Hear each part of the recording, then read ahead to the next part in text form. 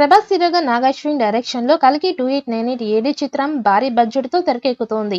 ఇప్పటికే ఈ సినిమా విడుదల తేదీని కూడా ఈ చిత్ర నిర్మాణ సంస్థ వైజయంతి మూవీస్ అధికారికంగా ప్రకటించిన విషయం తెలిసిందే. కానీ ఈ కల్కి సినిమా వారు ప్రకటించిన సమయానికి సినిమా విడుదల కాకపోవచ్చని బలంగా వార్తలు వస్తున్నాయి. దేశవ్యాప్తంగా సార్వత్రిక ఎన్నికల నగరం మోగింది. తాజాగా ఎన్నికల షెడ్యూల్ ప్రకటన కూడా వచ్చేసింది. ఏప్రిల్ 19వ తేదీన తొలి పోలింగ్ జరగనుంది.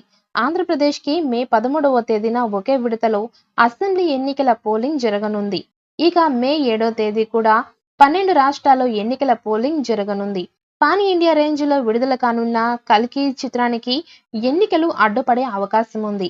దీంతో మే 9వ తేదీన విడుదల కానున్న కల్కి సినిమా దాదాపుగా వాయిదా పడడం ఖాయంగా కనిపిస్తోంది. రెండు రాష్ట్రాల్లో ప్రభాస్ మార్కెట్ ఎక్కువ.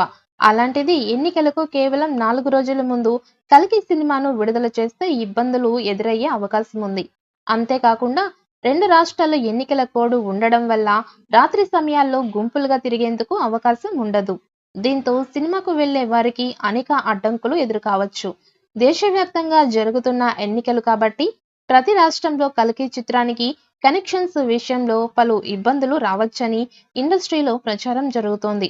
కల్కి కనెక్షన్స్ పై కూడా భారీగా ఎన్నికల ప్రభావం చూపవచ్చని అంచనా వేస్తున్నారు. ఏదేమైనా మే 9వ తేదీన చిత్రం విడుదల కావడం దాదాపు కష్టమేనని సమాచారం.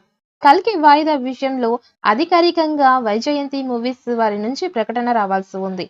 మే 9వ తేదీన వైజయంతి మూవీస్ ఎంతో అనుబంధం ఉంది. ఇక ఈ సంస్థ నిర్మించిన జగదేక వీరుడు, అతిలోక సుందరి, మహానటి, మహర్షి చిత్రాలు మే 9వ తేదీనే విడుదలై ఘన విజయాన్ని అందుకున్నాయి. దీంతో కల్కి 2898 ఏడి చిత్రాన్ని కూడా అదే రోజునే విడుదల చేస్తామని వైజయంతి మూవీస్ గతంలో ప్రకటించింది. ఈ చిత్రంలో ప్రభాస్, అమితాబ్ బచ్చన్, కమల్ హాసన్, దిశా పటాని కీలక పాత్రలు పోషిస్తున్నారు. ఈ వీడియో మీకు నచ్చినట్లయితే లైక్ చేయండి, షేర్ చేయండి. మరిన్ని అప్డేట్స్ కోసం మన ఛానల్ని సబ్స్క్రైబ్ చేసుకోండి.